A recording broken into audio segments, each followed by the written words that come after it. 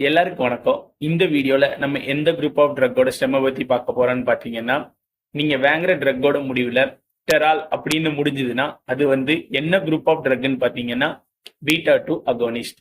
Beta 2 agonist அப்படின்னா அது என்ன வகையான ட்ரக்னு பார்த்தீங்கன்னா, நுரையீரல்ல அப்புறம் நுரையீரல் சுவாச பாதையில ஏற்பட்ட பிரச்சனைகளை குணப்படுத்துற ட்ரக் தான் இந்த பீட்டா 2 அகோனிஸ்ட்.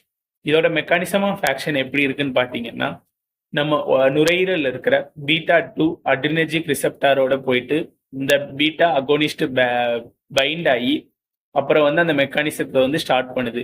இதனால நம்ம நுரையீரல் சுவாச பாதையில இருக்கிற ஸ்மூத் மசில்லாம் ரிலாக்ஸ் ஆயிருது. உதாரணத்துக்கு நீங்க ஆஸ்துமா இருக்கு அப்படின்னா நம்ம சுவாச பாதை இன்ஃப்ளேம் ஆயிருக்கும், அதாவது வீங்கி இருக்கும். அதனாலதான் அவங்க மூச்சு விடுறது கஷ்டமா இருக்கு. ஸோ இந்த பீட்டா 2 அகோனிஸ்ட் ட்ரக் போயிட்டு அந்த பீட்டா 2 அட்ரினர்ஜிக் ரிசெப்டாரோட பைண்ட் ஆகுறதுனால என்ன ஆகுதுன்னா நம்ம நுரையீரல் இருக்கிற அந்த ஸ்மூத் மசில்லாம் ரிலாக்ஸ் ஆயிருது. இப்படிதான் இதோட ஆக்ஷன் இருக்குது.